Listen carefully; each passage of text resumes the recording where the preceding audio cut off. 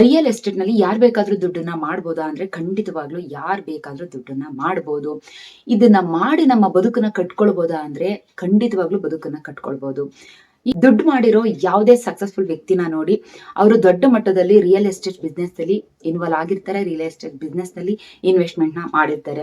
So ಹಾಗಾಗಿ ಇದೊಂದು ದೊಡ್ಡ ಆದಾಯದ ಮೂಲ ಅಂತಾನೆ ಹೇಳ್ಬೋದು. ನಿಮ್ಮ ಹತ್ತಿರ ಹಣ ಇಲ್ಲ, ನನ್ಗೆ ರಿಯಲ್ ಎಸ್ಟೇಟ್ ಬಗ್ಗೆ ನಾಲೆಡ್ಜ್ ಇಲ್ಲ, ಆದ್ರೂ ಕೂಡ ರಿಯಲ್ ಎಸ್ಟೇಟ್ ಬಿಸ್ನೆಸ್ ಮಾಡಿ ಹಣನ ಸಂಪಾದಿಸ್ಬೇಕು ಅಂತ ಆಸೆ ಇದೆಯಾ? ಹಾಗಾದ್ರೆ ಈ ವಿಡಿಯೋನ ಖಂಡಿತವಾಗ್ಲೂ ನೋಡಿ.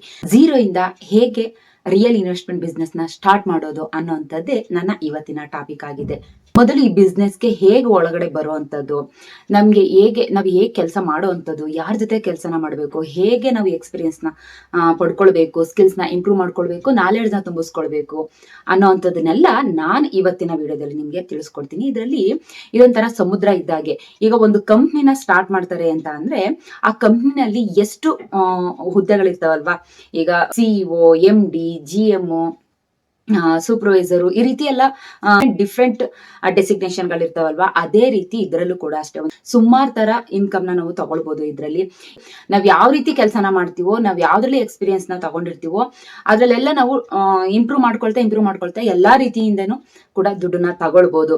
ಇಲ್ಲಿ ಕೆಲವರು ಏನಂತ ತಿಳ್ಕೊಬಿಟ್ಟಿರ್ತಾರೆ, ಜಸ್ಟ್ ರಿಯಲ್ ಎಸ್ಟೇಟ್ ಬಿಸ್ನೆಸ್ ಅಂತ ಅಂದ್ರೆ ಒಂದು ಲ್ಯಾಂಡ್ ಅನ್ನ ಪರ್ಚೇಸ್ ಮಾಡೋದು, ಅದನ್ನ ಸೇಲ್ ಮಾಡೋದು, ಅದ್ರಲ್ಲಿ ಬರುವಂತ ಲಾಭನ ಇಟ್ಕೊಳ್ಳೋದು ಅಂತಾನೆ ತಿಳ್ಕೊಂಡಿರ್ತಾರೆ. ಅದ್ರಲ್ಲಿ ಬರುವಂತ ಕಮಿಷನ್ ಲಾಭನ ಇಟ್ಕೊಳ್ಳೋವಂಥದ್ದು ಅಂತ ಅನ್ಕೊಂಡಿರ್ತಾರೆ.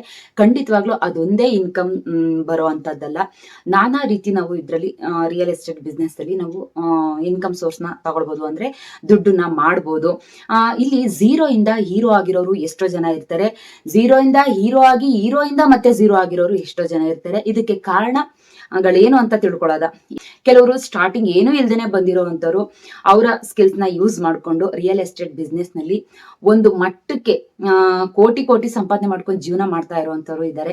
ಇದರಲ್ಲಿ ಲಾಭ ಆಗೋವಂಥದ್ದು ಇದೆ, ಇದರಲ್ಲಿ ನಷ್ಟ ಆಗುವಂಥದ್ದು ಇದೆ. ನಾವು ಯಾವ್ದು ಲಾಭ ಆಗೋದಕ್ಕೆ ಏನೇನೆಲ್ಲ ಮಾಡ್ಬೇಕು ಅನ್ನೋಂಥದ್ದನ್ನ ನಾವು ಇವತ್ತಿನ ವಿಡಿಯೋದಲ್ಲಿ ತಿಳ್ಕೊಳ್ಳೋದ. ವಿಡಿಯೋ ಸ್ಟಾರ್ಟ್ ಮಾಡೋದಕ್ಕಿಂತ ಮುಂಚೆ ಯಾರೆಲ್ಲ ನನ್ನ ಈ ವಿಡಿಯೋನ ನೋಡ್ತಾ ಇದ್ದೀರಾ, ಸಬ್ಸ್ಕ್ರೈಬ್ ಮಾಡ್ದೇನೆ ನೋಡ್ತಾ ಇರೋಂಥವ್ರು ಸಬ್ಸ್ಕ್ರೈಬ್ ಮಾಡ್ಕೊಂಡು ನೋಡಿ ಅಂತ ಹೇಳ್ತಾ ನನ್ನ ಈ ವಿಡಿಯೋನ ಮುಂದುವರಿಸ್ತಾ ಇದ್ದೀನಿ. ಹಾಯ್ ಹಲೋ ಎಲ್ರಿಗೂ ನಮಸ್ತೆ, welcome back to my channel. ನಾನು ದೀಪಿಕಾ ಗೌಡ. ಮೊದಲು ನೀವು ಎಕ್ಸ್ಪೀರಿಯನ್ಸ್ ನ ತಗೊಳ್ಬೇಕಾಗುತ್ತೆ. ನಾನು ಯಾವ್ದೋ ಒಂದು ಚಿಕ್ಕ ಜಾಬ್ ನ ಮಾಡ್ತಾ ಇದ್ದೀನಿ, ನನ್ಗೆ ರಿಯಲ್ ಎಸ್ಟೇಟ್ ಬಿಸ್ನೆಸ್ ಕಡೆ ತುಂಬಾ ಒಲವಿದೆ ಅಂತ ನೀವೇನಾದ್ರೂ ಅನ್ಕೊಂಡ್ರೆ, ರಿಯಲ್ ಎಸ್ಟೇಟ್ ಬಿಸ್ನೆಸ್ ನಲ್ಲಿ ಪಾರ್ಟ್ ಟೈಮ್ ಜಾಬ್ ಆದ್ರೂ ಮಾಡ್ಬೋದು ಅಥವಾ ಫುಲ್ ಟೈಮ್ ಜಾಬ್ ಆದ್ರೂ ಮಾಡ್ಬೋದು. ನಾನು ಸದ್ಯಕ್ಕೆ ನಿಮ್ಗೆ ಹೇಳೋ ಅಂತದ್ದು, ಮೊದಲು ನೀವು ಯಾವ ಜಾಬ್ ನ ಮಾಡ್ತಾ ಇದ್ದೀರೋ ಆ ಜಾಬ್ ಮಾಡ್ತಾನೆ ಇದರಲ್ಲಿ ನೀವು ಎಕ್ಸ್ಪೀರಿಯನ್ಸ್ ನ ತಗೊಳ್ಬೇಕಾಗುತ್ತೆ. ಮೊದಲು ನೀವು ಪಾರ್ಟ್ ಟೈಮ್ ಜಾಬ್ ನ ಶುರು ಮಾಡಿ ನಿಮ್ಗೆ ಒಳ್ಳೆ ಎಕ್ಸ್ಪೀರಿಯನ್ಸ್ ಆಯ್ತು, ಒಳ್ಳೆ ಸ್ಕಿಲ್ಸ್ ನ ಇಂಪ್ರೂವ್ ಮಾಡ್ಕೊಂಡ್ರಿ, ಇದ್ರ ಬಗ್ಗೆ ನಾಲೆಡ್ಜ್ ಎಲ್ಲ ಬಂತು ಅಂದ ನಂತರ ನಾನು ಇದರಲ್ಲಿ ಸಕ್ಸಸ್ ನ ಕಾಣ್ತೀನಿ, ದುಡ್ಡನ್ನ ಮಾಡ್ತೀನಿ ಅಂತ ಅನ್ಕೊಂಡ್ ಮೇಲೆನೆ ನೀವು ಇದರಲ್ಲಿ ಫುಲ್ ಟೈಮ್ ಜಾಬ್ ನ ಸ್ಟಾರ್ಟ್ ಮಾಡುವಂಥದ್ದು. ಅದಕ್ಕಿಂತ ಮುಂಚೆ ಯಾವುದೇ ಕಾರಣಕ್ಕೂ ಫುಲ್ ಟೈಮ್ ಜಾಬ್ ನ ಸ್ಟಾರ್ಟ್ ಮಾಡೋದಕ್ಕೆ ಹೋಗ್ಬೇಡಿ. ಯಾಕಂದ್ರೆ ಇದು ಇಲ್ಲ, ಆ ಜಾಬು ಇಲ್ಲ, ಈ ಜಾಬು ಇಲ್ಲ ಅಂತ ಅಂದ್ಬಿಟ್ರೆ ಕಷ್ಟ ಆಗ್ಬಿಡುತ್ತೆ. ಹಾಗಾಗಿ ಮೊದಲು ಎಕ್ಸ್ಪೀರಿಯನ್ಸ್ ನ ತಗೊಳ್ಳಿ. ಹೇಗೆ ಎಕ್ಸ್ಪೀರಿಯನ್ಸ್ ತಗೊಳ್ಳೋದು ಅಂತ ಅಂದ್ರೆ, ಮೊದಲು ರಿಯಲ್ ಎಸ್ಟೇಟ್ ಬಗ್ಗೆ ನಿಮ್ಗೆ ಏನು ಗೊತ್ತಿಲ್ಲ ಅಂತ ಅಂದ್ರೆ, experienced broker, real estate agency, property marketing company ಜೊತೆ ಕೆಲಸ ಮಾಡೋದನ್ನ ಕಲ್ತ್ಕೊಳ್ಳಿ. ಅಲ್ಲಿ ಪ್ರಾಪರ್ಟಿನ ಹೇಗ್ ಹುಡುಕ್ತಾರೆ, ಸೈಟ್ ವಿಸಿಟ್ ನ ಹೇಗ್ ಮಾಡ್ತಾರೆ, ಕಸ್ಟಮರ್ ಜೊತೆ ಹೇಗ್ ಮಾತಾಡ್ತಾರೆ, ಪ್ರಾಪರ್ಟಿ ಡೀಲ್ ನ ಹೇಗ್ ಮಾಡ್ತಾರೆ ಅನ್ನೋಂಥದನ್ನೆಲ್ಲ ನೀವು ಪ್ರಾಕ್ಟಿಕಲ್ ಆಗಿ ಕಲ್ತ್ಕೊಳ್ಬೇಕು. ಇಲ್ಲಿ ಏನಪ್ಪಾ ಅಂತ ಅಂದ್ರೆ, ಫಸ್ಟ್ ನೀವು ಇಂಟ್ರೆಸ್ಟ್ ನ ಕೊಡ್ಬೇಕು. ನೀವೊಂದು ಬಿಸ್ನೆಸ್ ನ ಸ್ಟಾರ್ಟ್ ಮಾಡ್ತಾ ಇದ್ದೀನಿ, ಅದರಲ್ಲಿ ಬಂದಿದ್ದೀನಿ ಅಂತ ಅಂದ್ರೆ ನೀವು ಫಸ್ಟ್ ಇಂಟ್ರೆಸ್ಟ್ ನ ಕೊಡ್ಬೇಕು. ಸೊ ಹಾಗಾಗಿ ನೀವು ಇಷ್ಟನ್ನೆಲ್ಲ ಪ್ರಾಕ್ಟಿಕಲ್ ಆಗಿ ತಿಳ್ಕೊಂಡು ಫಸ್ಟ್ ಎಕ್ಸ್ಪೀರಿಯನ್ಸ್ ನ ತಗೊಳ್ಬೇಕು. ಮೊದಲಿಗೆ ನಿಮ್ಗೆ ಇಂಪಾರ್ಟೆಂಟ್ ಆಗಿರುವಂತದ್ದು, ನೀವು ಝೀರೋ ಇಂದ ಸ್ಟಾರ್ಟ್ ಮಾಡ್ತಾ ಇದ್ದೀರಾ ಅಂತ ಅಂದ್ರೆ ಹಣಕ್ಕಿಂತ ಮುಂಚೆ ನಿಮ್ಮ ಎಕ್ಸ್ಪೀರಿಯನ್ಸ್ ನ ಬೆಳೆಸ್ಕೊಳ್ಬೇಕಾಗುತ್ತೆ. ಇದೇ ತುಂಬಾ ಇಂಪಾರ್ಟೆಂಟ್ ಈ ರಿಯಲ್ ಎಸ್ಟೇಟ್ ಬಿಸ್ನೆಸ್ ನಲ್ಲಿ. ಇಲ್ಲಿ ಇವಾಗ ಇನ್ಕಮ್ ನ ಯಾವ ರೀತಿ ಪಡ್ಕೊಳ್ಳೋದು ಅಂದ್ರೆ, ದುಡ್ಡನ್ನ ಯಾವ ರೀತಿ ಮಾಡೋದು, ಯಾವ್ಯಾವ ಮಾರ್ಗದಲ್ಲೆಲ್ಲ ದುಡ್ಡನ್ನ ಮಾಡಬಹುದು ಅಂತ ಒಂದೊಂದಾಗಿ ತಿಳ್ಕೊಳ್ತಾ ಹೋಗೋದ. ಮೊದಲನೇ ಇನ್ಕಮ್ ಯಾವ ರೀತಿನಪ್ಪ ಮಾಡೋದು ಅಂದ್ರೆ, ಮೊದಲನೇದು ಬ್ರೋಕರ್ ಅಥವಾ ಏಜೆಂಟ್ ಆಗಿ ನೀವು ಕೆಲಸ ಮಾಡಿ ದುಡ್ಡನ್ನ ಗಳಿಸಬಹುದು. ಇಲ್ಲಿ ಒಬ್ಬ ಓನರ್ಗೆ 50 ಲಕ್ಷದ ಪ್ರಾಪರ್ಟಿ ಇರುತ್ತೆ ಅಂತ ಅನ್ಕೊಳ್ಳಿ, ಅವ್ರಿಗೆ ಬೈಯರ್ ಬೇಕು. ಸೊ ನೀವು ಇಲ್ಲಿ ಬೈಯರ್ನ ನೀವು ಬೈಯರ್ ಹುಡ್ಕೊಡ್ತೀನಿ, ನನಗೆ 1% ಕಮಿಷನ್ ರೀತಿ ಮಾತಾಡಿ ಅಗ್ರಿಮೆಂಟ್ ಮಾಡ್ಕೊಳ್ಳಿ. ಮೊದಲೇ ಅಂದ್ರೆ ಮಾತುಕತೆನಲ್ಲಿ ಅಗ್ರಿಮೆಂಟ್ ಮಾಡ್ಕೊಳ್ಳಿ. ಅನ್ಕೊಳ್ಳಿ. ಸೊ ಅಂತ ಟೈಮ್ ನಲ್ಲಿ ನೀವು ಬೈಯರ್ನ ಅವ್ರಿಗೆ ಕನೆಕ್ಟ್ ಮಾಡಿದ್ರೆ, ಓನರ್ಗೆ ಬೈಯರ್ನ ಕನೆಕ್ಟ್ ಮಾಡಿ ಆ ಡೀಲ್ ಏನಾದ್ರು ಕಂಪ್ಲೀಟ್ ಆದ್ರೆ ನಿಮ್ಗೆ 1% ಕಮಿಷನ್ ರೀತಿ ನಿಮ್ಗೆ ಸಿಗುತ್ತೆ. ಈಗ 50 ಲಕ್ಷ ಪ್ರಾಪರ್ಟಿ ಅಂತ ಅಂದ್ರೆ 1% ಕಮಿಷನ್ ಅಂದ್ರೂ ಕೂಡ ನಿಮ್ಗೆ 50,000 ಸಿಕ್ತು. ಇಲ್ಲಿ ನೀವು ಓನರ್ ಹತ್ರ 1% ಬ್ರೋಕರ್ ಅಂದ್ರೆ 1% ಕಮಿಷನ್ ನ ಇಸ್ಕೊಳ್ಬಹುದು. ಜೊತೆಗೆ ಬೈಯರ್ ಹತ್ರನು ಕೂಡ 1% ಅಗ್ರಿಮೆಂಟ್ ಏನಾದ್ರು ಮಾಡಿಸ್ಕೊಂಡಿದ್ರೆ ಅಲ್ಲೂ ಕೂಡ 1% ಕಮಿಷನ್ ಇಸ್ಕೊಳ್ಬಹುದು. ಅಲ್ಲಿ ನೀವು ₹1 ಇನ್ವೆಸ್ಟ್ಮೆಂಟ್ ಮಾಡಿದ್ದು ಏನು ಇಲ್ಲ, ಅದು ನಿಮ್ ಪ್ರಾಪರ್ಟಿನೂ ಕೂಡ ಅಲ್ಲ. ಇಲ್ಲಿ ಓನರ್ಗೂ ಬೈಯರ್ಗೂ ಏನು ಕನೆಕ್ಟ್ ಮಾಡ್ತಿರೋ ಆ ಕನೆಕ್ಟ್ ಅನ್ನೋಂಥದ್ದೇ ನೀವು ಇಲ್ಲಿ ಮಾಡುವಂತ ಬ್ರೋಕರ್ ಕೆಲಸ. ಅಲ್ಲಿ ಮುಂಚೆನೆ ಅಗ್ರಿಮೆಂಟ್ ಮಾಡ್ಕೊಂಡಿರ್ತೀರಾ, ನನಗೆ 1% ಅಂತ ಓನರ್ ಹತ್ರನೂ ಅಗ್ರಿಮೆಂಟ್ ಮಾಡ್ಕೊಂಡಿರ್ತೀರಾ, ಬೈಯರ್ ಹತ್ರನೂ ಅಗ್ರಿಮೆಂಟ್ ಮಾಡ್ಕೊಂಡಿರ್ತೀರಾ. ಅದ್ರ ಪ್ರಕಾರ ಅದು ಡೀಲ್ ಯಾವಾಗ ಆಗುತ್ತೋ ಅವಾಗ ನಿಮ್ಗೆ ಇಬ್ರು ಕಡೆಯಿಂದನೂ 1% ಅಂತ ಅಂದ್ರೂ ಕೂಡ 50 ಲಕ್ಷಕ್ಕೆ ಓನರ್ ಕಡೆಯಿಂದ 50,000, ಬೈಯರ್ ಕಡೆಯಿಂದ 50,000. ಸೊ ಅಲ್ಲಿ ನಿಮ್ಗೆ 1 ಲಕ್ಷ ದುಡ್ಡು ಸಿಕ್ತು. ಅಲ್ಲಿ ನೀವು ಮಾಡಿದ್ದೇನು ಜಸ್ಟ್ ಕನೆಕ್ಟ್ ಮಾಡಿದ್ದಷ್ಟೇ. ಸೊ ಹಾಗಾಗಿ ನೀವು ₹1 ಇನ್ವೆಸ್ಟ್ಮೆಂಟ್ ಕೂಡ ಆಗ್ತೇನೆ 1 ಲಕ್ಷ ಇನ್ಕಮ್ ಸೋರ್ಸ್ ನ ಪಡೆದುಕೊಂಡಿರ್ತೀರಾ, ಅಂದ್ರೆ ಲಾಭನ ಪಡೆದುಕೊಂಡಿರ್ತೀರಾ. ನಂಬರ್ 2 ಯಾವ್ದಪ್ಪ ಅಂದ್ರೆ ಪ್ರಾಪರ್ಟಿ ಮಾರ್ಕೆಟಿಂಗ್ ನಲ್ಲಿ ದುಡ್ಡನ್ನ ಹೇಗ್ ಪಡೆಯೋದು ಅನ್ನುವಂಥದ್ದು. ಇಲ್ಲಿ ಒಬ್ಬ ಬಿಲ್ಡರ್ಸ್ ಅಥವಾ ಓನರು ಪ್ರಾಪರ್ಟಿನ ಸೇಲ್ ಮಾಡುವಂತದ್ದಾಗಿರುತ್ತೆ. ಇಲ್ಲಿ ಓನರ್ಗಳೇ ಸೇಲ್ ಮಾಡೋದಕ್ಕಾಗೋದಿಲ್ಲ, ಬಿಲ್ಡರ್ಗಳೇ ಸೇಲ್ ಮಾಡೋದಕ್ಕಾಗೋದಿಲ್ಲ. ಅಂತ ಟೈಮ್ ನಲ್ಲಿ ನೀವೇನ್ ಮಾಡ್ತೀರಾ, ಸೋಷಿಯಲ್ ಮೀಡಿಯಾದಲ್ಲೋ, ಫೇಸ್ಬುಕ್ ನಲ್ಲೋ, ವಾಟ್ಸ್ಆಪ್ ಗ್ರೂಪ್ ನಲ್ಲೋ, ಗೊತ್ತಿರೋಂತ ಕಾಂಟ್ಯಾಕ್ಟ್ ಮೂಲಕನೋ ಕಸ್ಟಮರ್ಸ್ ಗಳನ್ನ, ಲೀಡ್ಸ್ ಗಳನ್ನ ತರ್ತೀರಾ ಅಂತ ಅಂದ್ರೆ ಮೊದಲೇ ನೀವು ಅದೇನಾದ್ರೂ ಡೀಲ್ ಆಯ್ತು, ಅವ್ರ ಅಮೌಂಟ್ ನ ಅಂದ್ರೆ ಅವ್ರ ಕಾಸ್ಟ್ ಅಂದ್ರೆ ಅವ್ರ ಪ್ರೈಸ್ ನ ತಕ್ಕನಾಗಿ ಅದು ಡೀಲ್ ಆಯ್ತು ಅನ್ನೋಂತ ಟೈಮ್ ನಲ್ಲಿ ನೀವು ಮೊದಲೇ ಅಗ್ರಿಮೆಂಟ್ ಮಾಡ್ಕೊಂಡಿರೋ ಪ್ರಕಾರ ಏನೋ ಒಂದು ಅಗ್ರಿಮೆಂಟ್ ಅಂತ ಮಾಡ್ಕೊಂಡಿರ್ತೀರಲ್ಲ, ಇದು ಡೀಲ್ ಆದ್ರೆ ಅಂತ, ಆ ಡೀಲ್ ಪ್ರಕಾರ ನೀವು ಮಾರ್ಕೆಟಿಂಗ್ ಫೀಸ್ ಅಥವಾ ಕಮಿಷನ್ಸ್ ನ ನೀವು ಇಸ್ಕೊಳ್ಬಹುದು. ನೋಡಿ, ಇಲ್ಲಿ ಮಾರ್ಕೆಟಿಂಗ್ ಅನ್ನೋಂಥದ್ದು ತುಂಬಾ ಇಂಪಾರ್ಟೆಂಟ್. ಒಂದು ಪ್ರಾಪರ್ಟಿನ ನೀವು ಸೇಲ್ ಮಾಡಿಸ್ತಾ ಇದ್ದೀರಾ ಅಂದ್ರೆ ಅದ್ರ ಬಗ್ಗೆ ಫುಲ್ ಡೀಟೇಲ್ಸ್ ನ ತಿಳ್ಕೊಂಡು ಸೋಷಿಯಲ್ ಮೀಡಿಯಾ ಕಡೆಯಿಂದನೋ ಯಾವ್ದ್ರ ಕಡೆಯಿಂದನೋ ನೀವು ಕಸ್ಟಮರ್ನ ಇಟ್ಕೊಬಂದು ಕೊಟ್ಟಂತ ಸಂದರ್ಭದಲ್ಲಿ ನಿಮ್ಗೆ ಇಲ್ಲಿ ಮಾರ್ಕೆಟಿಂಗ್ ಫೀಸ್ ಅನ್ನೋಂಥದ್ದು ಸಿಗುತ್ತೆ. ಇದು ಕೂಡ ಒಂದು ಇನ್ಕಮ್ ಸೋರ್ಸ್ ಈ ರಿಯಲ್ ಎಸ್ಟೇಟ್ ಬಿಸ್ನೆಸ್ ನಲ್ಲಿ. ನಂಬರ್ 3 ಯಾವ್ದಪ್ಪ ಅಂತ ಅಂದ್ರೆ ಪ್ರಾಪರ್ಟಿ ರೀಸೇಲಿಂಗ್ ಮಾಡುವಂತದ್ದು.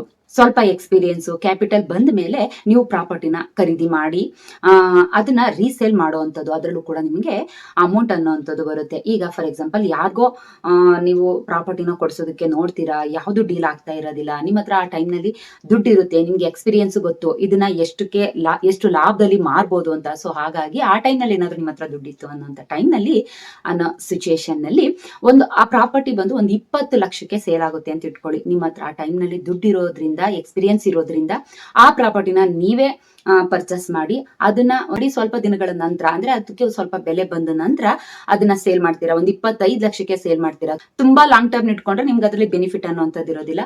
ಯಾವಾಗ ನೀವು 20 ಲಕ್ಷಕ್ಕೆ ತಗೊಂಡು ಸ್ವಲ್ಪ ಸಮಯಗಳನ್ನ ಬಿಟ್ಕೊಂಡು 25 ಲಕ್ಷಕ್ಕೆ ಮಾರ್ತಿರೋ ಅವಾಗ ನಿಮ್ಗೆ 5 ಲಕ್ಷ ಪ್ರಾಫಿಟ್ ಅನ್ನುವಂಥದ್ದು ಸಿಗುತ್ತೆ. ಒಂದು 2 ಲಕ್ಷ ಎಕ್ಸ್ಪೆನ್ಸಸ್ ಆ ಕಡೆ ಈ ಕಡೆ ಹೋಯ್ತು ಅಂದ್ರೂ ಕೂಡ ಒಂದು 3 ಲಕ್ಷ ಪ್ರಾಫಿಟ್ ಆದ್ರೂ ಸಿಗುತ್ತೆ.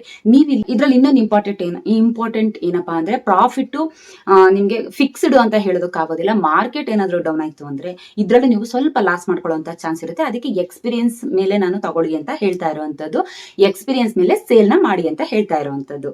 ನಂಬರ್ 4 ಯಾವ್ದಪ್ಪ ಅಂದ್ರೆ ಪ್ರಾಪರ್ಟಿ ಇನ್ವೆಸ್ಟ್ಮೆಂಟ್. ನಿಮ್ಮ ಹತ್ರ ದುಡ್ಡಿದೆ ಅನ್ನೋಂಥ ಟೈಮ್ ನಲ್ಲಿ ಒಂದು ಓನ್ ಎಕ್ಸ್ಪೀರಿಯನ್ಸ್ ಪ್ರಕಾರ ನೀವು ಆ ಪ್ರಾಪರ್ಟಿಗೆ ಇನ್ವೆಸ್ಟ್ಮೆಂಟ್ ಮಾಡಿ ನೀವು ಅದನ್ನ ನೆಕ್ಸ್ಟ್ ರೆಸಿಡೆನ್ಷಿಯಲ್ ಏರಿಯಾ ತರ ಮಾಡಿ ಅದರಲ್ಲಿ ಇನ್ಕಮ್ ಬರೋ ತರ ಮಾಡ್ಕೊಳ್ಬಹುದು. ನೀವು ಇನ್ವೆಸ್ಟ್ಮೆಂಟ್ ಇಂದ ಇನ್ಕಮ್ ಬರೋ ತರ ಮಾಡ್ಕೊಳ್ಬಹುದು. ನೀವು ಪ್ರಾಪರ್ಟಿಗೆ ಇನ್ವೆಸ್ಟ್ಮೆಂಟ್ ಮಾಡ್ತಾ ಇದ್ದೀರಾ ಅಂತ ಅಂದ್ರೆ ಫಸ್ಟ್ ಅದ್ರ ಏರಿಯಾ ಬಗ್ಗೆ ತಿಳ್ಕೊಬೇಕಾಗುತ್ತೆ, ಮತ್ತೆ ಪ್ರೈಸ್ ಬಗ್ಗೆ ತಿಳ್ಕೊಬೇಕು, ಮತ್ತೆ ಅದೇನು ಎಷ್ಟು ಮಟ್ಟಿಗೆ ಡೀಲ್ ಆಗುತ್ತೆ, ಪ್ರೈಸ್ ಲಾಸ್ಟ್ ಡೆಡ್ ಎಂಡ್ ಯಾವ ರೀತಿ ನಮಗೆ ಡೀಲ್ ಆಗುತ್ತೆ ಅನ್ನುವಂಥದ್ದನ್ನ ತಿಳ್ಕೊಬೇಕು ಪ್ರೈಸ್ ನಲ್ಲಿ. ಮತ್ತೆ ನಿಮ್ಮ ಫೈನಾನ್ಷಿಯಲ್ ಕೆಪಾಸಿಟಿನ ತಿಳ್ಕೊಬೇಕಾಗುತ್ತೆ. ಎಲ್ಲಾದ್ರ ಬಗ್ಗೆನೂ ರಿಸರ್ಚ್ ಮಾಡಿ ನೀವು ಪ್ರಾಪರ್ಟಿಗೆ ಒಂದು ಇನ್ವೆಸ್ಟ್ಮೆಂಟ್ ನ ಮಾಡಿ ಅದರಲ್ಲೂ ಕೂಡ ನೀವು ಬೆನಿಫಿಟ್ ನ ತಗೊಳ್ಬಹುದು. ಒಂದು ಸ್ವಲ್ಪ ಅಮೌಂಟ್ಗೆ ನೀವು ತಗೊಂಡಿರ್ತೀರಾ ಅಂತ ಇಟ್ಕೊಳ್ಳಿ. ಸ್ವಲ್ಪ ದಿನದ ನಂತರ ಅದ್ರದ್ದು ವ್ಯಾಲ್ಯೂನು ಜಾಸ್ತಿ ಆಗುತ್ತೆ. ರೆಸಿಡೆನ್ಷಿಯಲ್ ಪ್ರಾಪರ್ಟಿ ತರ ನೀವು ಮಾಡ್ಕೊಂಡು ಅದ್ರಲ್ಲೂ ಕೂಡ ನೀವು ಇನ್ಕಮ್ ಸೋರ್ಸ್ ನ ಪಡ್ಕೊಳ್ಬಹುದು. ನಂಬರ್ 5 ಇನ್ಕಮ್ ಸೋರ್ಸ್ ಯಾವ ರೀತಿನಪ್ಪ ಅಂದ್ರೆ ಬಿಲ್ಡರ್ ಆಗಿ ಡೆವಲಪರ್ ಆಗಿ ನೀವು ಕೆಲಸನ ಮಾಡ್ತಾ ಇದರಲ್ಲೂ ಕೂಡ ಸಾಕಷ್ಟು ಹಣನ ನೀವು ಪಡೆದುಕೊಳ್ಬಹುದು. ಈಗ ನಿಮ್ಗೆ ಎಕ್ಸ್ಪೀರಿಯನ್ಸು, ಕ್ಯಾಪಿಟಲ್ ಮತ್ತೆ ಟೀಮ್ ಅನ್ನೋಂಥದ್ದು ಬಂದ್ಮೇಲೆ ಡೆವಲಪರ್ ಆಗಿ ಅಥವಾ ಬಿಲ್ಡರ್ ಆಗಿ ನೀವು ಒಂದು ದೊಡ್ಡ ಮಟ್ಟದ ದುಡ್ಡನ್ನ ಅಂದ್ರೆ ಒಂದು ದೊಡ್ಡ ಲೆವೆಲ್ ನಲ್ಲಿ ದುಡ್ಡನ್ನ ಸಂಪಾದನೆ ಮಾಡ್ಕೊಳ್ತಾ ಹೋಗ್ಬೋದು. ಹೇಗಪ್ಪ ಅಂತ ಅಂದ್ರೆ ಲ್ಯಾಂಡ್ ನ ಪರ್ಚೇಸ್ ಮಾಡ್ಬೋದು. ನಿಮ್ಮ ಹತ್ರ ಸಾಕಷ್ಟು ದುಡ್ಡಿದೆ ಅಂತ ಅನ್ನೋಂಥ ಟೈಮ್ ನಲ್ಲಿ ಲ್ಯಾಂಡ್ ನ ಪರ್ಚೇಸ್ ಮಾಡಿ, ಅಥವಾ ನನ್ನ ಹತ್ರ ಅಷ್ಟು ದುಡ್ಡಿಲ್ಲ, ಫೈನಾನ್ಷಿಯಲ್ ಕೆಪಾಸಿಟಿನಲ್ಲಿ ಸ್ವಲ್ಪ ಡೌನ್ ಇದ್ದೀನಿ, ಈ ಲ್ಯಾಂಡ್ ನ ಪರ್ಚೇಸ್ ಮಾಡೋ ಕೆಪಾಸಿಟಿ ಇಲ್ಲ ಅಂತ ಅನ್ನೋಂಥ ಟೈಮ್ ನಲ್ಲಿ ಓನರ್ ಹತ್ರ ಪಾರ್ಟ್ನರ್ಶಿಪ್ ಆಗಿ ನೀವು ಡೀಲ್ ನ ಮಾಡಿಕೊಂಡು ಆ ಪ್ರಾಪರ್ಟಿನ, ಆ ಪ್ರಾಜೆಕ್ಟ್ ನ ಡೆವಲಪ್ ಮಾಡ್ತಾ ಸೈಟ್ಸ್, ಹೌಸಸ್, ಫ್ಲಾಟ್ಸ್ ಸೇಲ್ ಮಾಡಬಹುದು. ಇದರಿಂದ ಕೂಡ ಸಾಕಷ್ಟು ದುಡ್ಡು ಬರುತ್ತೆ. ಇದರಲ್ಲಿ ಮೇನ್ ಇಂಪಾರ್ಟೆಂಟ್ ಏನಪ್ಪಾ ಅಂದ್ರೆ ಸ್ಟಾರ್ಟಿಂಗ್ ನೀವು ಝೀರೋ ಇಂದ ನಾನು ಈ ಬಿಸ್ನೆಸ್ ಗೆ ಎಂಟ್ರಿ ಆಗ್ತಾ ಇದ್ದೀನಿ ಅಂದ್ರೆ ಖಂಡಿತವಾಗ್ಲೂ ಈ ಕೆಲಸಕ್ಕೆ ಮಾತ್ರ ಕೈ ಹಾಕೋದಕ್ಕೆ ಹೋಗಬೇಡಿ.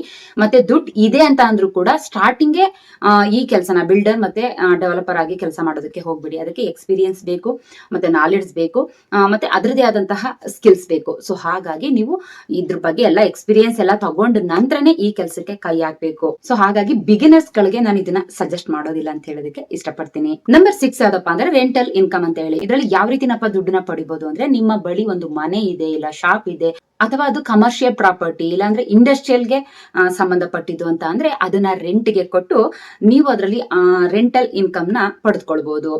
ಫಾರ್ ಎಕ್ಸಾಂಪಲ್, ನಿಮ್ಮ ಹತ್ರ ಒಂದು ಮನೆ ಇದೆ, ಆ ಮನೆನ ನೀವು ರೆಂಟ್ಗೆ ಕೊಟ್ಟಂತ ಟೈಮ್ ನಲ್ಲಿ ಪ್ರತಿ ತಿಂಗಳು ನಿಮ್ಗೆ ಒಂದು ಇನ್ಕಮ್ ಅಂದ್ರೆ ಒಂದು ಬಾಡಿಗೆ ರೀತಿ ಬರ್ತಾ ಹೋಗ್ತಾ ಇರುತ್ತೆ. ಶಾಪ್ ಆದ್ರೂ ಅಷ್ಟೇನೆ, ಒಂದು ಕಮರ್ಷಿಯಲ್ ಪ್ರಾಪರ್ಟಿ ಅಂದ್ರೆ ಕಮರ್ಷಿಯಲ್ ಪ್ರಾಪರ್ಟಿಗೆ ಅದನ್ನ ಕೊಡುವಂತದ್ದು, ಅದರಿಂದ ಕೂಡ ಇನ್ಕಮ್ ಬರುತ್ತೆ. ಇಂಡಸ್ಟ್ರಿಯಲ್ ಅಂತ ಅಂದ್ರೆ ಅಲ್ಲಿ ಯಾವ್ದಾದ್ರು ಒಂದು ಚಿಕ್ಕ ಪುಟ್ಟ ಕಂಪ್ನಿಗಳು, ಫ್ಯಾಕ್ಟ್ರಿಗಳು ಸ್ಟಾರ್ಟ್ ಆಯ್ತು ಅಂದ್ರೆ ಅದರಲ್ಲೂ ಕೂಡ ನಿಮ್ಗೆ ರೆಂಟಲ್ ಇನ್ಕಮ್ ಬರ್ತಾ ಇರುತ್ತೆ. ಸೊ ಹಾಗಾಗಿ ನಿಮ್ಗೆ ಇಷ್ಟು ರೀತಿಯಾದಂತಹ ಒಂದು 6 ರೀತಿಯಾದಂತಹ ಒಂದು ಇನ್ಕಮ್ ಸೋರ್ಸ್ ನಿಮ್ಗೆ ಬರ್ತಾ ಹೋಗ್ತಾ ಇರುತ್ತೆ. ರಿಯಲ್ ಎಸ್ಟೇಟ್ ಬಿಸ್ನೆಸ್ ಅಂದ್ರೆ ಜಸ್ಟ್ ಒಂದನ್ನ ಲ್ಯಾಂಡ್ ನ ತಗೊಂಡು ಅದನ್ನ ಸೇಲ್ ಮಾಡುವಂತದ್ದು, ಮಧ್ಯದಲ್ಲಿ ಬ್ರೋಕರ್ ಅಮೌಂಟ್ ನ ಈಸ್ಕೊಳ್ಳುವಂತದ್ದು ಅಂತ ಏನಿಲ್ಲ. ಇದರಲ್ಲಿ ಸುಮಾರು ಟೈಪ್ ನಾನು ಹೇಳಿದಾಗೆ ಬ್ರೋಕರ್ ಅಥವಾ agent, developers, marketing, rental income ರೀತಿ ಎಲ್ಲಾ ರೀತಿನಲ್ಲೂ ಕೂಡ ನೀವು ಇನ್ಕಮ್ ಸೋರ್ಸ್ ನ ಪಡ್ಕೊಳ್ಬಹುದು.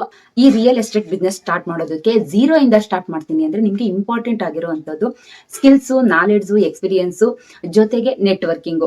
ಯಾವ ಜನಗಳ ಜೊತೆ ನಾನು ಸಂಪರ್ಕನ ಹೊಂದಿದ್ರೆ ನನ್ಗೆ ಈ ನಾಲೆಡ್ಜ್ ಬರುತ್ತೆ. ಲ್ಯಾಂಗ್ವೇಜ್ ಇಂಪಾರ್ಟೆಂಟ್ ಆಗಿರುತ್ತೆ. ಈಗ ಬೆಂಗಳೂರಿನಲ್ಲೇ ಒಂದು ನೀವು ಪ್ರಾಪರ್ಟಿನ ಸೇಲ್ ಮಾಡಿಸ್ತಾ ಇರ್ತೀರಾ ಅಂತ ಅಂದ್ರೆ ನಿಮ್ಗೆ ಕನ್ನಡದವರೇ ಅಂದ್ರೆ ನಿಮ್ಮ ಲ್ಯಾಂಗ್ವೇಜ್ ತಕ್ಕನಾಗೆ ಬೈಯರ್ಗಳು ಬರ್ತಾರೆ ಅನ್ನೋಂಥದ್ದನ್ನ ಎಕ್ಸ್ಪೆಕ್ಟೇಷನ್ ಇಟ್ಕೊಳ್ಳೋದಕ್ಕೆ ಹೋಗ್ಬಾರ್ದು. ಅಟ್ಲೀಸ್ಟ್ ನೀವು ಕನ್ನಡ ನಿಮ್ಮ ಮದರ್ ಲ್ಯಾಂಗ್ವೇಜ್ ಆಗಿದ್ರೆ ಸ್ವಲ್ಪನಾದ್ರೂ ಇಂಗ್ಲಿಷ್ ಬರಬೇಕು. ಹಿಂದಿ ಕಲಿಯೋದು ಈಸಿ, ನೀವು ಮಾತಾಡ್ತಾನೆ ಬಂದ್ಬಿಡುತ್ತೆ ಹಿಂದಿ. ಇಷ್ಟು ಇದ್ರೆ ನೀವು ಈ ಬಿಸ್ನೆಸ್ ನಲ್ಲಿ ಗ್ರೋ ಆಗೋದು ತುಂಬಾ ಅಂದ್ರೆ ತುಂಬಾ ಈಸಿ ಆಗುತ್ತೆ. ಇವ್ಯಾವು ಇಲ್ಲ ಅಂತ ಅಂದ್ರೆ ಸ್ವಲ್ಪ ಕಷ್ಟ ಆಗುತ್ತೆ. ಸೊ ಹಾಗಾಗಿ ಇಷ್ಟನ್ನು ಕೂಡ ನಿಮ್ಮ ಒಂದು ಎಕ್ಸ್ಪೀರಿಯನ್ಸ್ ನಲ್ಲಿ ಪಡೆದುಕೊಂಡು ನೀವು ಇದರಲ್ಲಿ ಉತ್ತಮ ರೀತಿ ಹಣನ ಸಂಪಾದನೆ ಮಾಡಬಹುದು. ಈ ಬಿಸ್ನೆಸ್ ನಲ್ಲಿ ಕೋಟಿನೂ ಕೂಡ ಸಂಪಾದನೆ ಮಾಡಬಹುದು, ಕೋಟಿನೂ ಕೂಡ ಕಳ್ಕೊಳ್ತಾ ಹೋಗ್ಬೋದು. ಕೋಟಿ ಸಂಪಾದನೆ ಮಾಡೋದಕ್ಕೆ ಇಷ್ಟು ಸ್ಕಿಲ್ಸ್ ನಿಮ್ಗೆ ಬೇಕಾಗುತ್ತೆ, ಇಷ್ಟು ಮುಖ್ಯ ಕಾರಣಗಳಿರುತ್ತೆ. ಕೋಟಿ ಸಂಪಾದನೆ ಮಾಡೋದಕ್ಕೆ ಬೇಕಾಗಿರುವಂತಹ ಸ್ಕಿಲ್ಸ್ ಏನಪ್ಪಾ ಅಂದ್ರೆ ಒಂದು 5 ಸ್ಕಿಲ್ಸ್ ನ ಅಂದ್ರೆ 5 ಮುಖ್ಯ ಕಾರಣಗಳನ್ನ ಹೇಳ್ತೀನಿ. ಮೊದಲು ಮಾರ್ಕೆಟಿಂಗ್ ನಾಲೆಡ್ಜ್ ಅನ್ನೋಂಥದ್ದು ತುಂಬಾ ಇಂಪಾರ್ಟೆಂಟ್ ಆಗಿರುತ್ತೆ. ಹೇಗಪ್ಪ ಅಂತ ಅಂದ್ರೆ ಯಾವ ಏರಿಯಾ ಡೆವಲಪ್ ಆಗುತ್ತೆ, ಯಾವ ಪ್ರಾಪರ್ಟಿಗೆ ಡಿಮ್ಯಾಂಡ್ ಇದೆ ಅನ್ನೋಂಥದ್ದನ್ನ ಫಸ್ಟ್ ಸರ್ಚ್ ಮಾಡ್ಬೇಕಾಗುತ್ತೆ. ಸಕ್ಸಸ್ ಆಗೋದಕ್ಕೆ ನಂಬರ್ 2 ಯಾವ್ದಪ್ಪ ಅಂದ್ರೆ network. Owners, buyers, builders, investors ಮತ್ತೆ ಬ್ರೋಕರ್ಸ್, ತುಂಬಾ ಜನದ ಕಾಂಟ್ಯಾಕ್ಟ್ ಇರಬೇಕು. ಒಬ್ರನ್ನೇ ನಂಬ್ಕೊಂಡು ಡೀಲ್ ಮಾಡೋದಕ್ಕೆ ಹೋಗ್ಬಾರ್ದು. ಸೊ ಹಾಗಾಗಿ ತುಂಬಾ ಜನದ ನೆಟ್ವರ್ಕ್ ಇದರಲ್ಲಿ ಇರ್ಬೇಕಾಗುತ್ತೆ. ನಂಬರ್ 3 ಯಾವ್ದಪ್ಪ ಅಂದ್ರೆ ಡೀಲ್ ಕ್ಯಾಲ್ಕುಲೇಷನ್ ಮಾಡುವಂತದ್ದು. ಇದರಲ್ಲಿ ಪ್ರೈಸ್ ಮಾತ್ರ ಅಂದ್ರೆ ಪ್ರಾಪರ್ಟಿ ಪ್ರೈಸ್ ಮಾತ್ರ ನೋಡುವಂತದ್ದಲ್ಲ. ಇದ್ರಲ್ಲಿ ನೋಡ್ಬೇಕಾಗಿರುವಂತದ್ದು ಏನಪ್ಪಾ ಅಂತ ಅಂದ್ರೆ loan, interest, registration, tax, selling cost ಮತ್ತೆ ಮೇಂಟೆನೆನ್ಸ್ ಎಲ್ಲ ಕ್ಯಾಲ್ಕುಲೇಟ್ ಮಾಡಿ ನೆಕ್ಸ್ಟ್ ಡೀಲ್ ನ ಮಾಡುವಂತದ್ದು. ನಂಬರ್ 4 ಯಾವ್ದಪ್ಪ ಅಂದ್ರೆ ಪೇಷನ್ಸ್ ಅನ್ನೋವಂಥದ್ದು ತುಂಬಾ ಇಂಪಾರ್ಟೆಂಟ್ ಈ ಬಿಸ್ನೆಸ್ ನಲ್ಲಿ. ಪ್ರಾಪರ್ಟಿ ಏನಾದ್ರೂ ಸೇಲ್ ಆಗ್ಲಿಲ್ಲ ಅನ್ನೋಂಥ ಟೈಮ್ ನಲ್ಲೋ, ಕಮ್ಮಿಗೆ ಸೇಲ್ ಆಗ್ತಾ ಇದೆ ನಾವು ತಗೊಂಡದಕ್ಕಿಂತ ಅಂತಾನೋ ಕಾಯೋ ಪೇಷನ್ಸ್ ಇಲ್ಲ ಅಂತ ಅಂದ್ರೆ ಇದು ಖಂಡಿತವಾಗ್ಲೂ ನಿಮ್ಗೆ ಯಶಸ್ಸನ್ನ ತಂದ್ಕೊಡೋದಿಲ್ಲ. ಸೊ ಹಾಗಾಗಿ ಪೇಷನ್ಸ್ ಅನ್ನೋವಂಥದ್ದು ತುಂಬಾ ಇಂಪಾರ್ಟೆಂಟ್ ಆಗಿರುತ್ತೆ ಈ ಬಿಸ್ನೆಸ್ ನಲ್ಲಿ. ನಂಬರ್ 5 ಯಾವ್ದಪ್ಪ ಅಂದ್ರೆ ರಿಸ್ಕ್ ಕಂಟ್ರೋಲ್. ಎಲ್ಲವನ್ನು ಪ್ರಾಪರ್ಟಿ ಮೇಲೆ ಇನ್ವೆಸ್ಟ್ಮೆಂಟ್ ಮಾಡಿ ಕುತ್ಕೊಳ್ಳುವಂತದ್ದಲ್ಲ. ನಾವು ಎಲ್ಲವನ್ನು ಪರಿಶೀಲನೆ ಮಾಡ್ಬೇಕಾಗುತ್ತೆ. ಈ ಡಾಕ್ಯುಮೆಂಟ್ಸ್, ಆ ಲೊಕೇಶನ್ ಯಾವುದು, ಆ ಏರಿಯಾ ಏನು, ಅದ್ರ ಪ್ರೈಸ್ ಏನು ಅನ್ನೋ ಅಂತದನ್ನೆಲ್ಲ, ರಿಸ್ಕ್ ಎಷ್ಟಿದೆ, ಮತ್ತೆ ಡಿಮ್ಯಾಂಡ್ ಏನು ಅನ್ನೋವಂಥದ್ದನ್ನೆಲ್ಲ ನೀವು ತಿಳ್ಕೊಳ್ಬೇಕು. ಜಸ್ಟ್ ಏನಿಲ್ಲ ಒಂದು ಪ್ರಾಪರ್ಟಿ ಮೇಲೆ ಅಮೌಂಟ್ನ ಹಾಕ್ತೀನಿ ಅಂತ ನೀವು ಸುಮ್ಮನೆ ಹಾಕ್ಬಿಟ್ಟು ಕುತ್ಕೊಂಡ್ರೆ ಅದಕ್ಕೆ ವ್ಯಾಲ್ಯೂ ಇಲ್ಲ, ಡಿಮ್ಯಾಂಡ್ ಇಲ್ಲ ಅನ್ನೋಂಥ ಟೈಮ್ನಲ್ಲಿ ರಿಸ್ಕ್ನ ಎದುರಿಸಬೇಕಾಗುತ್ತೆ. ರಿಸ್ಕ್ ಎದುರಿಸೋದಕ್ಕಿಂತ ಮುಂಚೆ ನೀವು ಎಲ್ಲವನ್ನು ತಿಳ್ಕೊಂಡು ಆಮೇಲೆ ಪ್ರಾಪರ್ಟಿಗೆ ಅಮೌಂಟ್ನ ಹಾಕುವಂಥದ್ದು. ಇಷ್ಟು 5 ಸ್ಟೆಪ್ಸ್ಗಳನ್ನ ನೀವು ಫಾಲೋ ಮಾಡಿದ್ರೆ ಕೋಟಿ ಆದಾಯ ಬರೋದಂತೂ ಗ್ಯಾರಂಟಿ. ಇದರಲ್ಲಿ ಒಂದು ಕೂಡ ಫ್ಲಾಪ್ ಆದ್ರೂ ಕೂಡ ನಿಮ್ಮ ಕೋಟಿಗೆ ನಾಮ ಆಗೋದಂತೂ ಗ್ಯಾರಂಟಿ. ಈಗ ಕೋಟಿ ಆದಾಯ ಪಡೆಯೋದು ಹೇಗೆ ಅಂತ ತಿಳ್ಕೊಂಡ್ರಿ ಅಲ್ವಾ? ಕೋಟಿನ ಯಾವ ರೀತಿ ನಾವು ನಷ್ಟ ಮಾಡ್ಕೊಳ್ತೀವಿ, ಕೋಟಿ ಬಂಡವಾಳ ಹೂಡಿ ಫಸ್ಟ್ 0 ಆಗಿರ್ತೀವಿ, ಆಮೇಲೆ ಹೀರೋ ಆಗ್ತೀವಿ, ಮತ್ತೆ 0 ಆಗೋಗ್ತೀವಲ್ಲ, ಅದಕ್ಕೆ ಕಾರಣ ಏನು ಅನ್ನೋಂಥದ್ದನ್ನು ಕೂಡ ತಿಳ್ಕೊಳ್ಳೋದು. ನಂಬರ್ 1 ಯಾವ್ದಪ್ಪ ಅಂದ್ರೆ ನಾಲೆಡ್ಜ್ ಇಲ್ದೇನೆ ಪ್ರಾಪರ್ಟಿನ ಖರೀದಿ ಮಾಡುವಂಥದ್ದು. ಎಲ್ಲರೂ ತಗೊಳ್ತಾ ಇದಾರೆ ನಾವು ತಗೊಳ್ಳೋದ ಅಂತ ಹೇಳಿ ಸುಮ್ನೆ ಬ್ಲೈಂಡ್ ಆಗಿ ಪ್ರಾಪರ್ಟಿನ ಎಷ್ಟೆಷ್ಟೋ ಇನ್ವೆಸ್ಟ್ಮೆಂಟ್ ಹಾಕಿ ಸಾಲನ ಸೋಲನ ಮಾಡಿ ಇನ್ವೆಸ್ಟ್ಮೆಂಟ್ ಮಾಡಿ ಆ ಪ್ರಾಪರ್ಟಿನ ಖರೀದಿ ಮಾಡುವಂತದ್ದು. EMI ಹ್ಯಾಂಡ್ಲ್ ಮಾಡಕ್ಕಾಗ್ದೇನೆ ಪ್ರೆಸರ್ನ ಸುಳಿನಲ್ಲಿ ಸಿಕ್ಕಾಕೊಳ್ಳೋದು. ಆ ಲ್ಯಾಂಡ್ ನ ಒಂದು 25-30 ಲಕ್ಷಕ್ಕೆ ತಗೊಂಡ್ರೆ, ಆ ಪ್ರಾಪರ್ಟಿನ 25-30 ಲಕ್ಷಕ್ಕೆ ತಗೊಂಡಿರ್ತೀವಿ ಅಂತ ಅಂದ್ರೆ ಈ EMI ಕಟ್ಟಕ್ ಆಗ್ದೇನೆ ಇರುವಂತ ಟೈಮ್ ನಲ್ಲಿ ಆ ಪ್ರಾಪರ್ಟಿನ ಲಾಸ್ ನಲ್ಲಿ ಕೊಡುವಂತದ್ದು. ಈ ರೀತಿನೇ ಎಲ್ಲವನ್ನು ಕೊಟ್ಕೊಳ್ತಾ ಬರ್ತಾರೆ, ನಿಮ್ ದುಡ್ಡು ಲಾಸ್ ಆಗ್ತಾನೆ ಹೋಗ್ತಾ ಇರುತ್ತೆ. ನಂಬರ್ 3 ಯಾವ್ದಪ್ಪ ಅಂದ್ರೆ ಡಿಮ್ಯಾಂಡ್ ಕಮ್ಮಿ ಇರುವಂತ ಜಾಗದಲ್ಲಿ ಪ್ರಾಪರ್ಟಿನ ಪರ್ಚೇಸ್ ಮಾಡುವಂತದ್ದು. ಈಗ ಆ ಏರಿಯಾದಲ್ಲಿ ಪ್ರೈಸ್ ತುಂಬಾ ಕಮ್ಮಿ ಇದೆ, ನೆಕ್ಸ್ಟ್ ಡೆವಲಪ್ ಆಗುತ್ತೆ ಅಂತ ಅನ್ಕೊಂಡು ಆ ಏರಿಯಾದಲ್ಲಿ ಪ್ರಾಪರ್ಟಿನ ತಗೊಳ್ಳುವಂತದ್ದು. ಆ ಏರಿಯಾ ಇಂಪ್ರೂವ್ ಆಗದೇನೆ ಇರುವಂತ ಟೈಮ್ನಲ್ಲಿ ನಿಮ್ಮ ಒಂದು ಪ್ರಾಪರ್ಟಿ ಏನ್ ತಗೊಂಡಿರ್ತಿರೋ ಒಂದು ಪ್ರೈಸ್ ಕೊಟ್ಟು ಆ ಪ್ರೈಸ್ಗಿಂತನೂ ತುಂಬಾ ಕಮ್ಮಿ ಹೋಗ್ತಾ ಇದೆ ಅನ್ನೋಂಥ ಟೈಮ್ನಲ್ಲಿ ನೀವೇನ್ ಮಾಡ್ತೀರಾ, ಹೋದ್ರೆ ಹೋಗುತ್ತೆ, ಇದರಿಂದ ಸ್ವಲ್ಪ ನೆಮ್ಮದಿಯಾಗಿದ್ರೆ ಸಾಕು ಅಂತ ಎಷ್ಟೋ ಬಂಡವಾಳ ಹೂಡ್ಬಿಡ್ತೀರಾ. ಒಂದು 5 ಸೈಟು 6 ಸೈಟು ತಗೊಬಿಟ್ಟಿರ್ತೀರಾ, ತುಂಬಾ ಕಮ್ಮಿ ರೇಟು, ನೆಕ್ಸ್ಟ್ ಒಂದು ಒಳ್ಳೆ ರೇಟ್ ಸಿಕ್ಬಿಡುತ್ತೆ ಅಂತ ಟೈಮ್ನಲ್ಲಿ ನೀವೇನ್ ಮಾಡ್ತೀರಾ, ಅಂತ ಟೈಮ್ನಲ್ಲಿ ತಗೊಂಡು ಅದು ಯಾವಾಗ ಆ ಏರಿಯಾಗೆ ಬೆಲೆ ಇಲ್ಲ ಅನ್ನೋಂಥ ಟೈಮ್ನಲ್ಲಿ ನೀವು ಸೇಲ್ ಮಾಡ್ಬಿಡ್ತೀರಾ. ಸೇಲ್ ಮಾಡಿದಾಗ ನೀವು ಅದಕ್ಕೆ 1 ಕೋಟಿ ಬಂಡವಾಳ ಹೂಡಿದ್ರೆ ಒಂದು 5 ಸೈಟ್ ತಗೊಳ್ತೀರಾ 20 ಲಕ್ಷಕ್ಕೆ ಅನ್ನೋಂಥ ಟೈಮ್ನಲ್ಲಿ ನೀವು 5 ಸೇಲ್ ಮಾಡದಂತ ಟೈಮ್ನಲ್ಲಿ ತುಂಬಾ ಕಮ್ಮಿ ಬೆಲೆಗೆ ಸೇಲ್ ಮಾಡದಂತ ಟೈಮ್ನಲ್ಲಿ ನಿಮ್ಗಲ್ಲಿ ಕೋಟಿನಲ್ಲಿ ಎಷ್ಟೋ ಲಾಸ್ ಆಗ್ತಾ ಹೋಗ್ತಾ ಇರುತ್ತೆ. ಸೊ ಹಾಗಾಗಿ ನಾನು ಹೇಳ್ತಾ ಇರೋವಂಥದ್ದು, ಫಸ್ಟ್ ಒಂದು ಏರಿಯಾನ ರಿಸರ್ಚ್ ಮಾಡಿ ಅದಕ್ಕೆ ಮುಂದಕ್ಕೆ ಏನ್ ಡೆವಲಪ್ ಆಗುತ್ತೆ, ಅದ್ರದ್ದು ಬೆಲೆ ಎಷ್ಟು ಡಿಮ್ಯಾಂಡ್ ಆಗುತ್ತೆ ಅನ್ನೋದನ್ನ ತಿಳ್ಕೊಂಡು ಮಾತ್ರ ನೀವು ಪ್ರಾಪರ್ಟಿಗೆ ಕೈ ಹಾಕ್ಬೇಕು, ಇನ್ವೆಸ್ಟ್ಮೆಂಟ್ ನ ಮಾಡುವಂಥದ್ದು. ನಂಬರ್ 4 ಯಾವ್ದಪ್ಪ ಅಂದ್ರೆ ಫೇಕ್ ಇನ್ಫಾರ್ಮೇಶನ್ ನ ಕೊಡುವಂಥದ್ದು, ಪ್ರಾಮಿಸ್ ಗಳನ್ನ ಮಾಡುವಂಥದ್ದು. ಆ ಏರಿಯಾ ಬಗ್ಗೆ ಏನು ಗೊತ್ತಿರಲ್ಲ, ಡೀಲ್ ಆಗೇ ಇರೋದಿಲ್ಲ, ನಾನು ಈ ಪ್ರಾಪರ್ಟಿನ ನಿಮ್ಗೆ ಇಷ್ಟಕ್ಕೆ ಕೊಡಿಸ್ತೀನಿ ಅಂತ ಸುಮ್ನೆ ಫೇಕ್ ಆಗಿ ಪ್ರಾಮಿಸ್ ಗಳನ್ನ ಮಾಡುವಂಥದ್ದು. ಅದರಲ್ಲಿ ಒಂದು ಓನರ್ಶಿಪ್ ಅನ್ನುವಂಥದ್ದು ಸರಿಯಾಗಿರೋದಿಲ್ಲ, ಲೀಗಲ್ ಡಾಕ್ಯುಮೆಂಟ್ ಗಳಿರೋದಿಲ್ಲ, ಏನು ಚೆಕ್ ಮಾಡ್ದೇನೆ ಇದನ್ನ ಡೀಲ್ ನ ಮುಗಿಸೋವಂಥದ್ದು. ಅಲ್ಲಿ ನಿಮ್ಗೆ ಒಂದು ಫೇಕ್ ಇನ್ಫಾರ್ಮೇಶನ್ ಕೊಟ್ಟಾಗ ಆಗುತ್ತೆ, ನಿಮ್ಮ ಹೆಸರು ಕೂಡ ಈ ಬಿಸ್ನೆಸ್ ನಲ್ಲಿ ಒಂದು ಮಾರ್ಕೆಟ್ ನಲ್ಲಿ ಡೌನ್ ಆಗ್ತಾ ಹೋಗ್ತಾ ಇರುತ್ತೆ. ಇದ್ರಲ್ಲೂ ಕೂಡ ನಿಮ್ಗೆ ಬರುವಂತ ಆದಾಯ ಇನ್ಕಮ್ ಸೋರ್ಸ್ ಕಟ್ ಆಗುತ್ತೆ, ನಿಮ್ಮ ನೇಮ್ ಅಂಡ್ ಫೇಮ್ ಕೆಳಿತಾ ಹೋಗ್ತಾ ಇರುತ್ತೆ. ಇನ್ಕಂಪ್ಲೀಟ್ ವೆರಿಫಿಕೇಶನ್ ಮಾಡೋದಕ್ಕೆ ಹೋಗ್ಬೇಡಿ, ಎಲ್ಲಾ ಪಕ್ಕಾ ಡಾಕ್ಯುಮೆಂಟ್ ಇದ್ರೆ ಮಾತ್ರ ಆ ಪ್ರಾಪರ್ಟಿಗೆ ಕೈ ಹಾಕಿ ಡೀಲ್ ಮಾಡೋದಕ್ಕೆ ನೋಡಿ. ನಂಬರ್ 5 ಯಾವ್ದಪ್ಪ ಅಂದ್ರೆ ಕ್ವಿಕ್ ಪ್ರಾಫಿಟ್ ಮೈಂಡ್ ಸೆಟ್. ಯಾವ ರೀತಿನಪ್ಪ ಅಂದ್ರೆ 6 ತಿಂಗಳಲ್ಲಿ ಡಬಲ್ ಆಗ್ಬಿಡುತ್ತೆ, ಇನ್ನು 1 ವರ್ಷದಲ್ಲಿ ಡಬಲ್ ಆಗ್ಬಿಡುತ್ತೆ, ಇಲ್ಲಿ ಮೆಟ್ರೋ ಬಂದ್ಬಿಡುತ್ತೆ, ಇಲ್ಲಿ ರೈಲ್ವೆ ಸ್ಟೇಷನ್ ಬಂದ್ಬಿಡುತ್ತೆ ಅಂತೆಲ್ಲ ಹೇಳಿ ರಿಸ್ಕಿ ಡೀಲ್ಗಳನ್ನ ಮಾಡುವಂತದ್ದು. ಈ ಆಸೆಗಳಿಂದ ನೀವ್ ಯಾವಾಗ ಇನ್ವೆಸ್ಟ್ಮೆಂಟ್ ನ ಮಾಡ್ತೀರೋ ಅದ್ರಲ್ಲಿ ದುಡ್ಡನ್ನ ಕಳ್ಕೊಳ್ಳುವಂತ ಚಾನ್ಸ್ ಇರುತ್ತೆ. ಕೋಟಿ ಸಂಪಾದನೆನೂ ಕೂಡ ಮಾಡಬಹುದು, ಕೋಟಿ ಹಣನೂ ಕೂಡ ಕಳ್ಕೊಳ್ಬಹುದು. ನಿಮ್ಗೆ ಈ ಬಿಸ್ನೆಸ್ ನಲ್ಲಿ ನಿಮ್ಗೆ ಲಕ್ ಒಂದಿದ್ರೆ ಸಾಕಾಗೋದಿಲ್ಲ. ಪ್ರಾಪರ್ಟಿ ರಿಸರ್ಚ್ ಅನ್ನೋವಂಥದ್ದು ತುಂಬಾ ಇಂಪಾರ್ಟೆಂಟ್ ಆಗಿರುತ್ತೆ. ತಪ್ಪು ಪ್ರಾಪರ್ಟಿಗೆ ಕೋಟಿ ಸುರಿದ್ರು ಕೂಡ ಅದು ನಿಮ್ಗೆ ವಾಪಸ್ ಬರುವಂತದ್ದು 0 ಆಗಿರುತ್ತೆ. ಸೊ ಹಾಗಾಗಿ ನೀವ್ ಯಾವ ರೀತಿನಪ್ಪ ಬಿಸ್ನೆಸ್ ನ ಸ್ಟಾರ್ಟ್ ಮಾಡ್ಬೇಕು ಅಂತ ಅಂದ್ರೆ ನಿಮ್ಗೆ ಎಲ್ಲಾ ರೀತಿಯ ಎಕ್ಸ್ಪೀರಿಯನ್ಸ್ ನ ತಗೊಂಡು ಈ ಬಿಸ್ನೆಸ್ಗೆ ಕೈ ಹಾಕ್ಬೇಕಾಗಿರೋದು. ಹಾಗಾಗಿ ನಾನು ಬಿಗಿನರ್ಸ್ಗೆ ಹೇಳೋದು ಇಷ್ಟೇನೆ, ಫಸ್ಟ್ ನೀವು ಪಾರ್ಟ್ ಟೈಮ್ ಜಾಬ್ ಆಗಿ ಈ ಕೆಲಸದಲ್ಲಿ ಸೇರ್ಕೊಳ್ಳಿ, ನಂತರ ಎಲ್ಲವೂ ಕೂಡ ಎಕ್ಸ್ಪೀರಿಯನ್ಸ್ ಎಲ್ಲ ಸಿಕ್ತು ಅನ್ನೋಂಥ ಟೈಮ್ ನಲ್ಲಿ ನೀವು ಫುಲ್ ಟೈಮ್ ಜಾಬ್ ನ ಮಾಡೋದಕ್ಕೆ ಟ್ರೈ ಮಾಡಿ ಅಂತ ಹೇಳೋದಕ್ಕೆ ಇಷ್ಟಪಡ್ತೀನಿ. ಈ ರೀತಿ ರಿಯಲ್ ಎಸ್ಟೇಟ್ ಬಿಸ್ನೆಸ್ ನಲ್ಲಿ ನೀವು ಮುಂದುವರಿಬೇಕು ಅಂದ್ರೆ ಸ್ಕಿಲ್ಸ್ ಗಳನ್ನ ಇಂಪ್ರೂವ್ ಮಾಡ್ಕೊಳ್ಬೇಕು. ಆದಷ್ಟು ನಾನು ಹೇಳಿದಂತ ಮಿಸ್ಟೇಕ್ ಗಳನ್ನ ಕಮ್ಮಿ ಮಾಡ್ಕೊಳ್ತಾ ಹೋದ್ರೆ ಕೋಟಿನೂ ಕೂಡ ನಿಮ್ದೇ ಆಗುತ್ತೆ ಅಂತ ಹೇಳೋದಕ್ಕೆ ಇಷ್ಟಪಡ್ತೀನಿ. ಈ ವಿಡಿಯೋ ನಿಮ್ಗೆ ಇಷ್ಟ ಆದ್ರೆ ಲೈಕ್ ಮಾಡಿ, ಶೇರ್ ಮಾಡಿ, ಕಮೆಂಟ್ಸ್ ಮಾಡಿ ಅಂತ ಹೇಳ್ತಾ ನೆಕ್ಸ್ಟ್ ಒಂದು ಒಳ್ಳೆ ವಿಡಿಯೋ ಜೊತೆ ನಾನು ನಿಮ್ಮನ್ನ ಭೇಟಿ ಆಗ್ತೀನಿ. ನಿಮ್ಗೆ ಯಾವ ರೀತಿ ಏನಾದ್ರೂ ವಿಡಿಯೋ ಬೇಕು ಅಂದ್ರೆ ಕಮೆಂಟ್ ಸೆಕ್ಷನ್ ಅಲ್ಲಿ ಕಮೆಂಟ್ಸ್ ಮಾಡಿ, ನಾನು ಆ ವಿಡಿಯೋಗೆ ನಿಮ್ಗೆ ಇಷ್ಟ ಆಗೋ ರೀತಿ ವಿಡಿಯೋ ಮಾಡೋದಕ್ಕೆ ಟ್ರೈ ಮಾಡ್ತೀನಿ ಅಂತ ಹೇಳ್ತಾ ನನ್ನ ಈ ವಿಡಿಯೋನ ಮುಗಿಸ್ತಾ ಇದ್ದೀನಿ. ಜೈ ಹಿಂದ್, ಜೈ ಕರ್ನಾಟಕ ಮಾತೆ.